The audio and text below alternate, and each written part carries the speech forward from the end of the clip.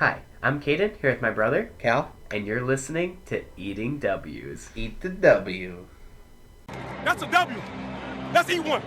Let's eat one. That's a W. So, on today's episode of Eating W's, we have our NFL Week 16 preview. But first, we're going to jump into a score update on our head-to-head game. So, Cal and I both had a pretty good week. Callan got more correct, but I hit both my lock and my upset. So, we both dropped 12 this week. We had an even week, putting me at a total score of 130 and Callan at a total score of 121. So, pretty good week by both of us, to say the least. I think that's the highest we've ever gotten, both of us. I was going to say, a combined 24. Can't complain about that Of course, and I hit the big week. You also hit the big week. I got the big week. Got to match it. It's going to be close coming towards the end there. We'll have to talk about some ways to spice it up in the playoffs. I guess, we're going to have to get some tiebreakers here. Yep. So, now we will jump straight into our Week 16 preview. First up, we have the Thursday night game with the 49ers heading to Tennessee to take on the Titans, and Cal and I both have the Titans in this one.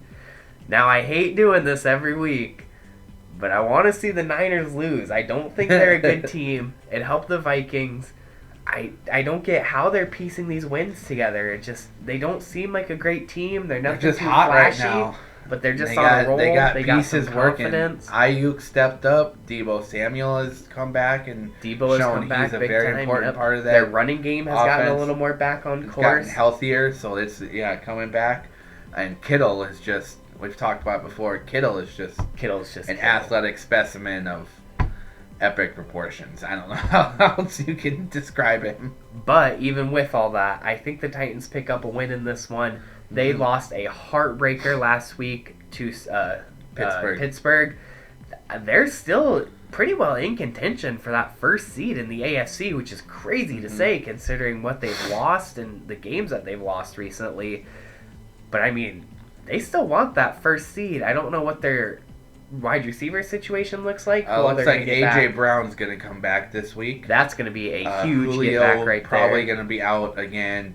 And I don't know. It's another hamstring injury. I think it's been nagging all season. I think A.J. Brown is much more important than Julio in that offense, though, to say the least. So I just like the Titans picking up a win here with it being in Tennessee. And with A.J. Brown coming back, more than likely, it seems, that's what my sources are telling me, I think that they will pick up a win, especially after the tough loss in Pittsburgh. They kind of have to have it.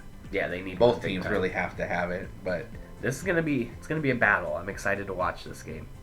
Next up, we have two Christmas Day games, starting off with the Browns heading to Green Bay to take on the Packers. Callan, of course, has the Packers in this one, and I have the Browns marked as my upset. Ooh. I don't know who all they're gonna get back, whether it's gonna be Baker or Keenum, but I think I almost like it if Keenum plays more. Now, I know Keenum just missed last game because of COVID, and Baker more because of his nagging injury.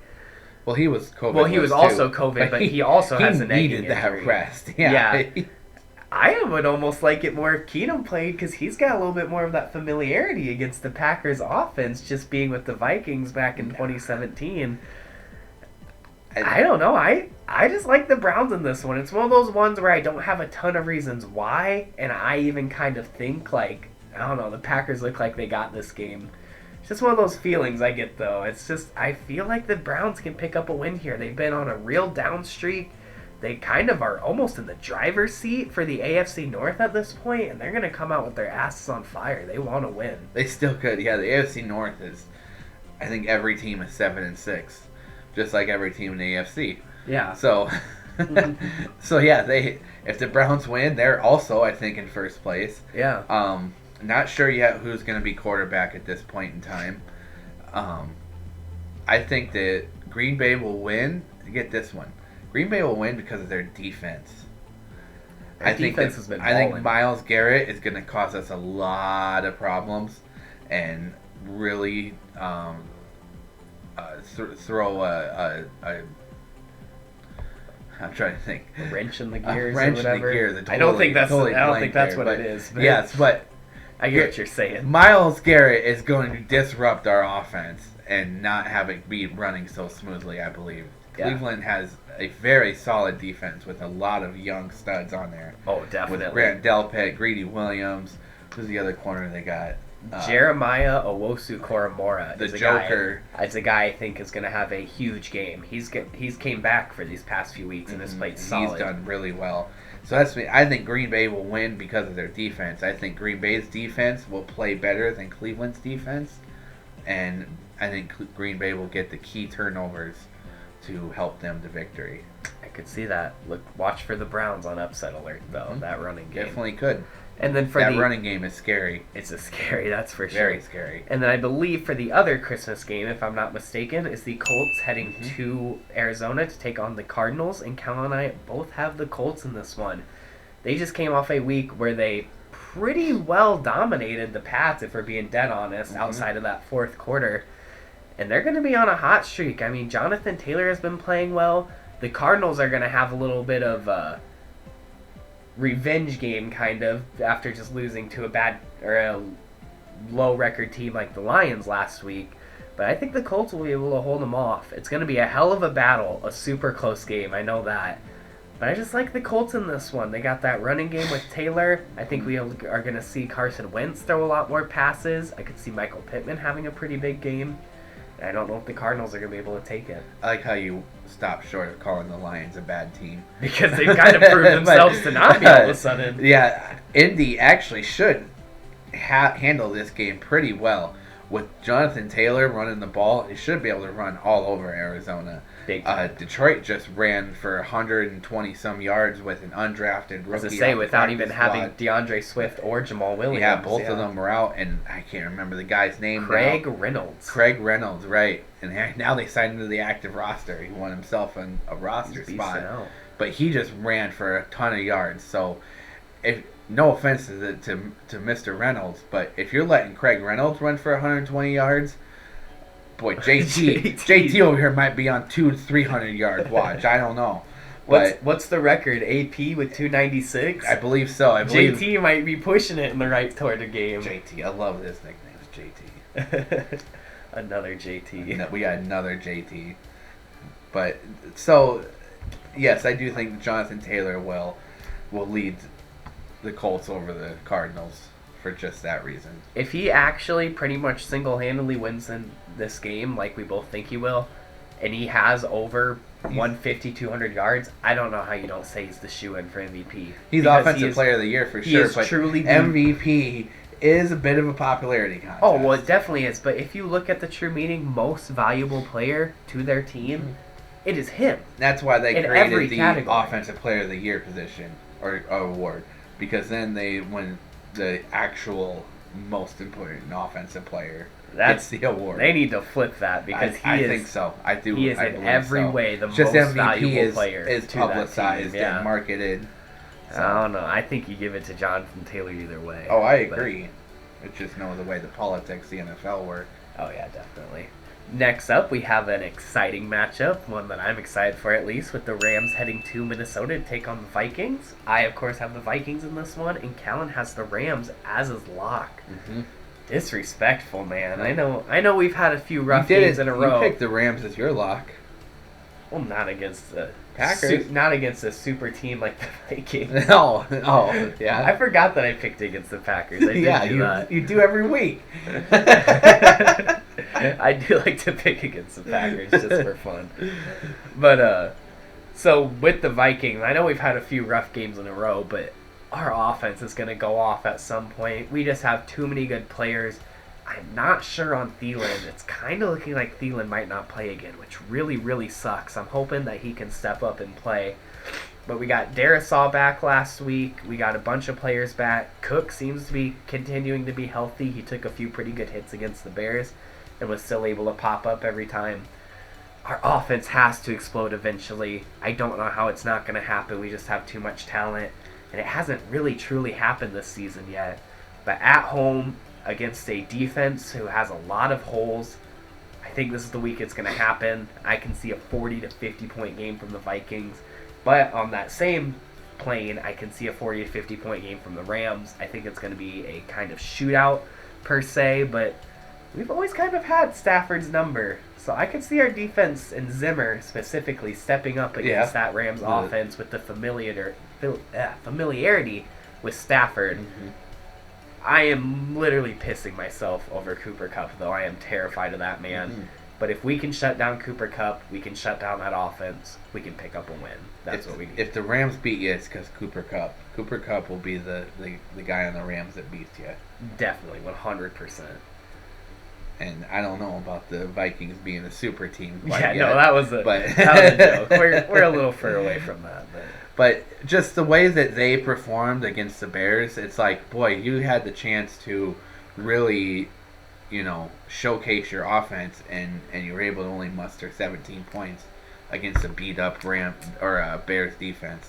Now, I know that we've been saying that the Rams seem to think they only have 3 superstar players on that defense, and they're finding out that, that's not actually a great formula. But they do still have 8 other players, and they're not those scrub players that the Bears brought up out of arena football and semi-pro leagues. And I have mad respect for those scrub players. Graham Jr. came out of those scrub players play did the game step of up. His year, or game of life for that year. It's so annoying that we always go to Soldier Field and struggle against Chicago, no matter who they have out on the field. But those scrub players did earn some respect for me for the Bears. So I just think that the way that you guys played against the Bears is not going to fly against the Rams, especially with that defense and Cooper Kupp. Taylor Rapp might be kind of emerging on that Rams offense. He's one of those 8 other guys that aren't true superstars. After he got ran over by A.J. Dillon. Oh, did he? I didn't see that. That's funny. Yeah, when they played a few weeks ago. That's funny. I didn't know that. But yeah, watch him. He might be a pretty good player. Next up, we have an NFC East matchup with the Giants heading to Philadelphia to take on the Eagles. I think pretty obvious one here. Cal and I both have the Eagles. That Giants offense just cannot do anything. It doesn't matter what their defense can do, because their defense has been pretty well throughout the year. Mm-hmm. But that offense, man, Daniel Jones, Mike Glennon, sad to say, but probably even with Jake Fromm, they just cannot do anything. It's crazy to see with the weapons they have how poorly they've been doing. But it's unfortunate because they have some of the greatest offensive talent, in terms of just individual players. Saquon Barkley, Evan Ingram, Galladay, very, very talented pretty players. Solid offensive line if you really Andrew look at that Thomas, depth chart. Yeah. So it's just crazy that they're not able to put it together on offense. Mike Glennon can't be your superstar, your starter. No. He's a backup. He's a swing guy. He is. Daniel Jones, though athletic, never really seemed to fit the mold of an NFL quarterback.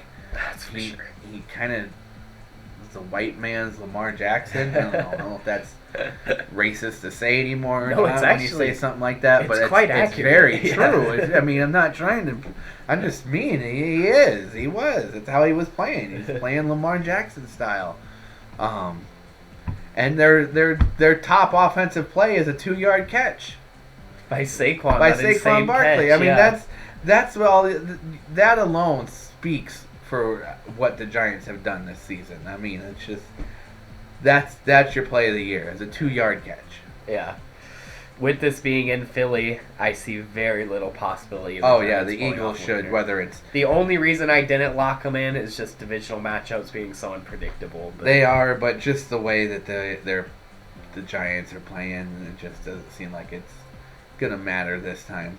Definitely. And the way that the Eagles are playing, whether it's Jalen Hurts or the Mississippi Mudflap, or both of them look like very, very solid options. Throw anybody in there.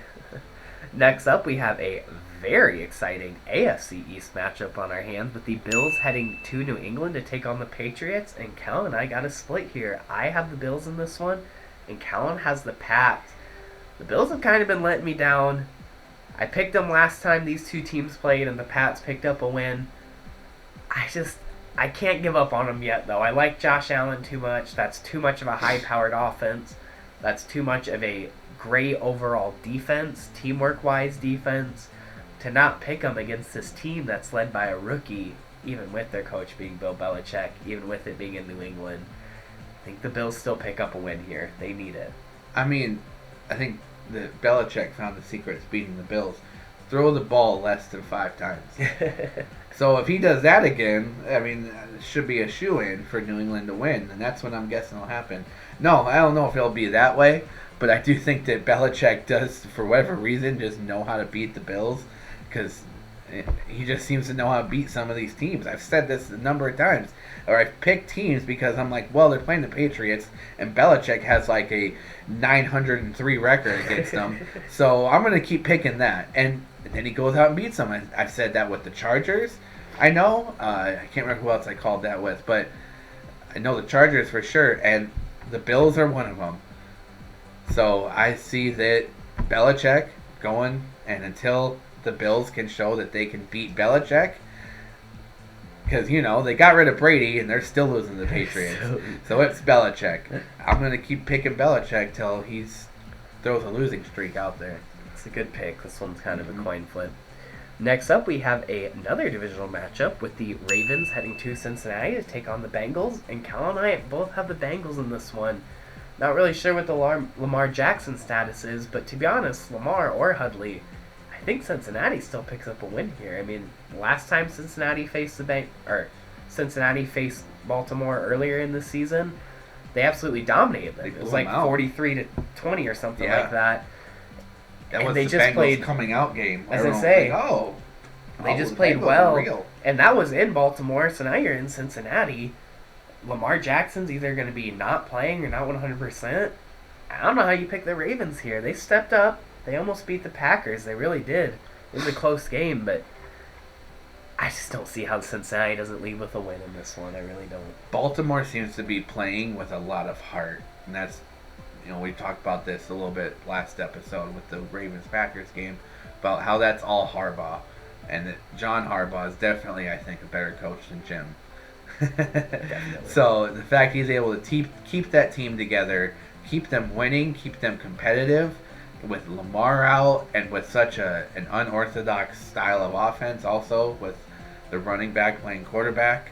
You know, we joke about it, but it works for him. I mean, it does. It just does. It works for them. Even down to their second string. It's totally unorthodox, but Harbaugh knows how to use it and get every bit of can't think of the word again. But just every bit of worth out of it? Every bit of worth out of it. He squeezes out every little drip of production out of that offense. So because of that, you know, that's... Yeah, whether it is Hundley or Huntley, I always want to say Hundley because of Brett Hundley, but it is Huntley. They're basically the same quarterback. What I was seeing out there, against Green Bay, it's like, I mean, it was literally like the same style. His throwing was a little bit worse. I know we make fun of Lamar Jackson and all that, but Huntley definitely looked like a running back playing quarterback, because he had a couple of throws. Even that last throw to Andrews, if it was better throw, he had a better chance at it. I don't know if he catches it even without Savage. No, that was a good play. It was a good play by the Packers and a bad throw, but yeah, I totally agree. I mean, Lamar Jackson, he's a running back playing quarterback, but every once in a while I'd be like, holy crap, I can be really accurate. I forgot about that. And it seems like Huntley's never really going to have that moment of just sheer accuracy. Yeah. So, next up, we have yet another divisional matchup in the NFC South this time, with the Bucs heading to Carolina to take on the Panthers. And another split here. Callan has the Bucs, and I have the Panthers in this one. I forgot to say, I picked the Bengals, though, in that one. Oh, yeah, I said in Baltimore, yeah. So I picked the Bengals because, yes, in the last game, not knowing if Lamar's playing, but in the last game they blew him out, and so it seems like the Bengals just have the Ravens' number now, you know, kind of like figured them out. That's true. And so we'll see if the Baltimore can counterpunch. But without knowing what quarterback's going to be playing, that's going to be tough for either one. Definitely. But on to the Panthers, or the Bucs heading to Carolina to take on the Panthers. Callan has the Bucs in this one, and I actually took the Panthers. I totally agree with Callan. I don't know why they're still starting Cam Newton. They need to start PJ Walker. But man, with the Bucs, they're beat up, man. They're missing Chris Godwin now for the season. They're missing Leonard Fournette for at least 3 weeks on IR. They might not have Mike Evans. We'll have to see how that plays out. I want to say it was either Devin White or David had a little bit of a foot tweak in the last week's game against the Saints. Devin White. So who knows how he's going to be. And Brady kind of showed. He's out too. Brady kind of showed that without those elite receivers at this point in his career, since he's older now, he can't really do it without all those weapons surrounding him. So unless Scotty Miller really steps up, or maybe one of their younger guys, Ty Johnson, the rookie they drafted, I can't remember, Rashad Perryman, if he can step up, or if Rojo goes off for a lot of yards, I don't see Brady winning this game, and I don't see Newton really winning this game either. To be honest, I think Chuba Hubbard is kind of going to be the answer in this game, even against that stellar Bucs run defense. I don't know. It's risky here. I totally agree taking the Panthers, but I just like them in this one. Yeah, you said this game was in Carolina, yes. But with the way that Carolina's been playing and with how shitty Tampa Bay played last week, I think it's time that we change it up a little bit. We're going to send this game across the pond, and we're going to give this to the London fans. Yep. London show them game Tom Brady and Cam Newton. Hopefully they're not scared by Newton's outfits. That's just what he wears on a daily basis. Don't worry about that. No, it's odd. We don't like it either. Trust Brady us. is our NFL superstar. He scored 0 points last week. He's our resident senior superstar. I'm sorry, let me reword that. He scored 0 points last week, and so here he is now in London because of that.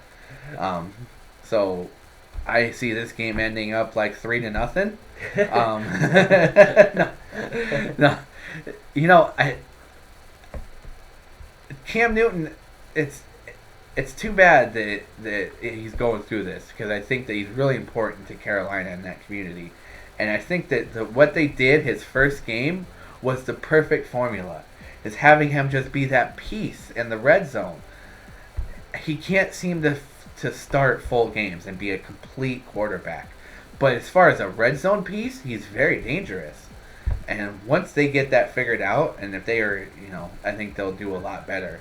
As far as what the hell is going on with Brady, I don't know. I guess maybe he really can't do it much without, solid pieces around him. Obviously, he had receivers. He didn't have nobody out there. He still had Gronk, and Gronk went off for 100-some yards and a touchdown. Or not a touchdown, but he had a number of catches and yards, and couldn't even get anywhere close to the end zone. So it'll be interesting to see which Bucs team shows up, because if this one shows up that showed up last week, it'll be, right in line with all the other London performances. So yeah, pretty much. Yeah, that'll be. But because of that, I don't see Brady coming out and being embarrassed again. So I think he comes out and beats this Panthers team. That'll be a interesting game to keep an eye on. No way Brady lets himself look that bad 2 weeks in a row. It's gonna be weird to see how that game plays out. Plus, in front of the London fans, he's gotta play better. You gotta show up. He's like, oh man, I'm in London now. I gotta play better. He knows. He knows if he's in London, that was a bad game. We can't be the London game. Next up, we have another divisional matchup back over to the AFC this time, with the Broncos heading to Las Vegas to take on the Raiders. And Cal and I both have the Broncos in this one. Now, I know the Broncos lost last week, and the Raiders just picked up a last-second field goal. But the difference is the Broncos faced a pretty good team, and the Raiders faced a team that they should have blown out by 20, even with the schedule change. So I see the Broncos picking up a win here. Not sure on Teddy's status. He got straight up knocked out last game. I think it'll be Drew Lock. My guess would be that it's Drew Lock, probably. I'm sure Teddy will still be in the concussion protocol after that. But even with Drew Lock, Drew Lock has not been able to prove himself, or at least prove himself to be able to win a game, especially. But I think it might happen here. This Raiders team is just really starting to show its scars, which, don't get me wrong, they have a lot of scars. I don't blame them at all. Pretty traumatic scars. I don't blame them at all for starting to show those scars, but you can tell it's starting to happen a little more every week. So I see the Broncos picking up a win here.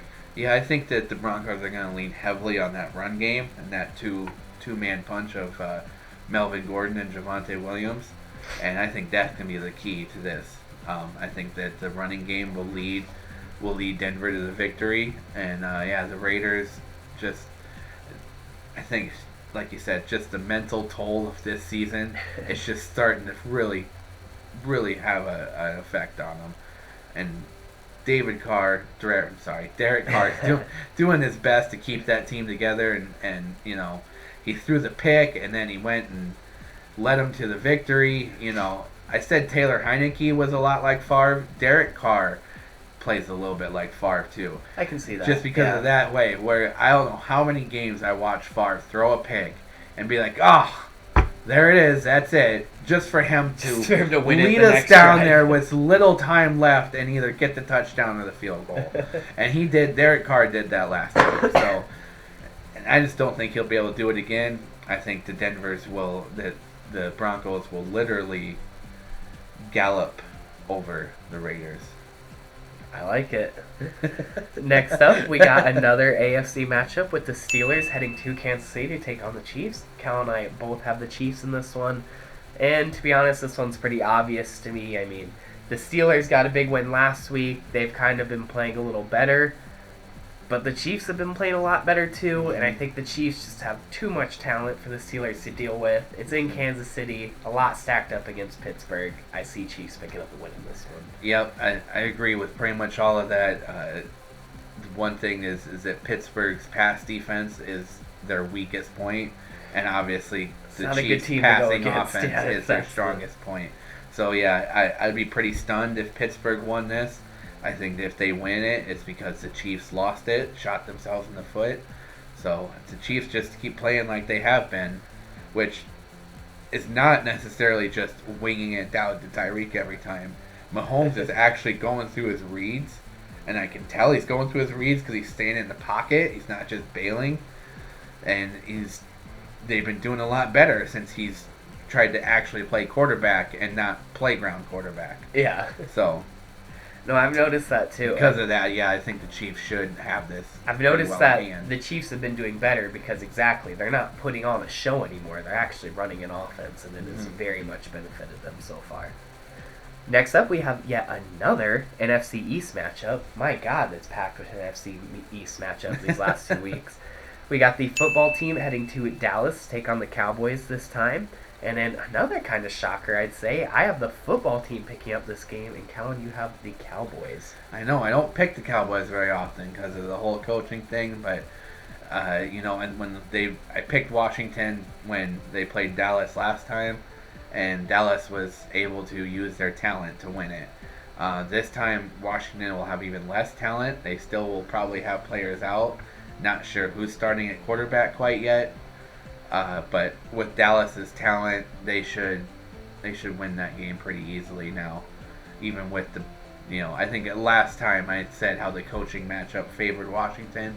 I think it still does, but when you're not starting your star I'd say it's their star quarterback for this year, Heineke. Oh, for them, yeah. Yeah, star quarterback for Washington. You know, they're gonna be missing him, and if it's not him, it's Kyle Allen. Yeah, yep, Kyle Allen, who's kind of the same quarterback. He's a swing quarterback. Yeah, another swing guy. Just too much missing on that Washington team to keep up with Dallas, I think. I don't know. I'm not really positive on their quarterback situation. Yeah, I don't know. I think they might have Heineke back. And even if they do, I just still think that there's going to be too many other missing pieces.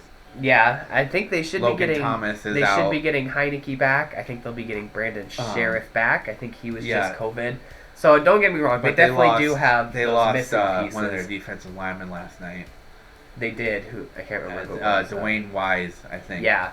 So they do. One of their starting ends. They do still definitely have those missing pieces, but I don't know. They've been losing a lot of divisional matchups. I think they're gonna pull one out eventually. And hell, why not go into Dallas and beat them? I mean, when Dallas came into Washington and won, Dallas brought their own benches and all that crap, kind of that mental work stuff. Oh, I forgot about that. So, that might mess with them a little bit. So I mean, they're gonna want this win. That kind of stuff makes the team Washington mad. brings their benches, Washington should bring their benches. They might as well. I think they will have Heineke back. The Heineke to McLaurin connection has been bad these past few weeks. I think if they can get that going again, that's going to be huge. They got Gibson. They still got that beat up, but that defensive front seven is still pretty good. You know, I like football team. When this you one. saying that reminded me of something. When Washington started out 10-0 last night, they had thrown it to Terry McLaurin twice. He had 47 yards on 2 catches. He had 2 catches for like 5 yards the rest of the game. You just can't. So that's what I mean. You get McLaurin involved, you get 10 points. He becomes uninvolved, and you don't score the rest of the game. I think Terry McLaurin is their most important player on offense over Antonio Gibson. I could agree with that. Man's a beast, to say the least. And then finally, before we get to our quick kicks, we got the Dolphins heading to New Orleans to take on the Saints. Cal and I both have the Dolphins in this one. The Dolphins overall of a team has been really impressing me these recent weeks. Of course, they've been impressing everybody on this win streak they're on. Tua has been earning some respect. He kind of lost a little bit last week. He didn't have a great game, but I could see him stepping back up. And New Orleans can just only beat Tampa Bay. I don't think they actually have the ability to beat anybody else. We've had so many theories on the Saints this season between Jameis Winston and the win-loss, and how beat up they are. Only beat the Bucks. Yeah, no, the Saints are. It's been a wild year for them, you know. But yeah, the Dolphins.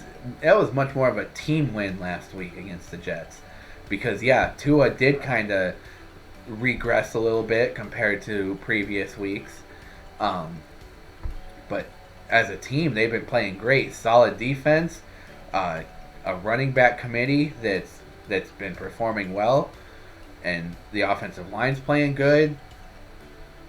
Fins up, right now, and I think I spent the most time trying to pick this game because the Saints are a very well coached team, but they're missing a lot of players, and I just think that the Dolphins are on too hot of a roll right now that they're gonna get through New Orleans.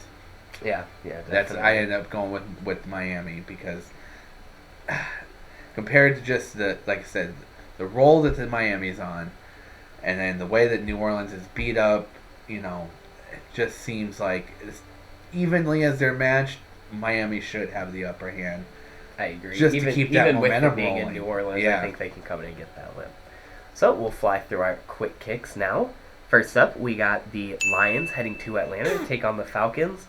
Cal and I both have the Lions in this one, and Callan has the Lions as his upset.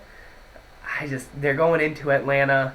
I think they still got this win. They're on the roll that they're on. Atlanta, like Callan has said the past few weeks, they're starting to look a little more checked out every week. I think Lions pick up another win in the season. This seems like teams going in two opposite directions. The Lions are now trending up. Atlanta's trending down. So Atlanta's for some reason favored by 6. So I got Detroit as my upset because they're on that roll.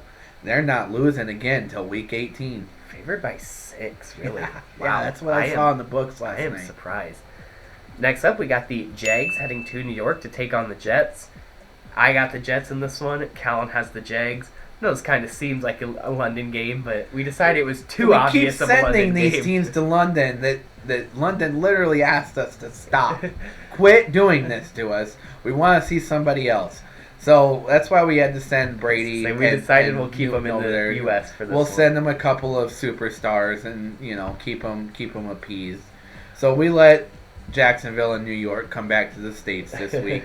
I think that the Jags will pick up a win finally.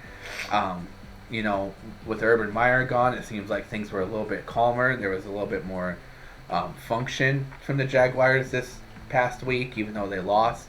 And this is a battle of the first 2 picks. Yep. So that's fun. Yeah, that's actually pretty entertaining. A little tidbit to attach to it. I took the Jets. I think Zach Wilson has continued to look like Zach Wilson, opposed to Kyle Wilson. Salah's out. Oh, Salah. Salah got COVID this morning, so he is most likely to miss this game, and so they won't have their muscle milk. They won't have their guy on the sideline. Jags all the way. That's rough. I didn't know that. Yeah, but happened. I still do like the Jets in a close game in this one, especially with it being in New York. Kyle Wilson could play well and become Zach Wilson. Maybe. We'll have to see. And if that happens, the Jets could win that. We'll have to see if he can retain. Next up, we got the Chargers heading to Houston to take on the Texans. Cal and I both have the Chargers in this one. I have them as my lock. I just don't see a way that the Chargers lose this game. I mean, DM3 has been playing okay. He's not truly fulfilled the prophecy yet, but he's been playing okay. Herbert's been balling out. That whole team has been balling out. Chargers got to pick up a win here. I don't see how they don't. Chargers do got to pick up a win. On paper, Chargers way out-talented, outshine the Texans in talent. They should have this pretty well in hand. So the only thing I could see is if Run DM3 does try to complete the prophecy and upsets the Chargers. But with the talent that the Chargers have in Herbert, Keenan Allen, Mike Williams, Austin Eckler, they're playing great right now, even with the tough game last week. I think that, Chargers should. It's almost a get-right game for the Chargers this time. Yeah, and it would be a big win. They need that notch on the win column. And then finally, for our quick kicks, we got the Bears heading to Seattle to take on the Seahawks. Cal and I both have the Seahawks in this one. To me, this was very evenly matched up, and I actually had the Bears in my head, and then last second switched in, took the Seahawks. Sole reason taking the Seahawks on this one. It was a total coin flip in my head, but the sole reason for taking the Seahawks in this one is home field advantage. They're so good at CenturyLink Field, the 12th man there at CenturyLink Field. It's so hard to win. Bears are coming in with a rookie quarterback and a bunch of young players across the board. And who knows who's going to be out there on defense for the Bears. Exactly. It might be Graham Jr. and it might be their starting corner. Who knows? Right. It's going to be a complete throw-up. The Seahawks have been playing a little better these past few weeks. As I already mentioned, big thing being at CenturyLink Field. I like the Seahawks. Yeah, they played much better, and they still had a tough loss last night against the Rams. Much closer game than I thought it was going to be.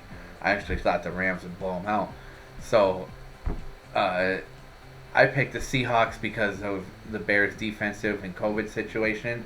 I think that this Thomas Graham will get figured out. They'll find out what his weakness is. And I think that Russ will cook and be able to throw all over the Bears and be able to dominate them pretty single-handedly. I think this will be Russell Wilson's true comeback game, and he's going to have a really good game this week. We'll see if Metcalf can finally break 100 yards for the first time in don't forget that you have that Terminator over there as the receiving option. Because somebody seemed to have forgotten to tell them. I guess. It's been crazy. I don't know what's going on, how he is not used more in that offense, But that was our NFL Week 16 preview and predictions. Thank you all so much for watching, and until next time, don't forget to eat the W.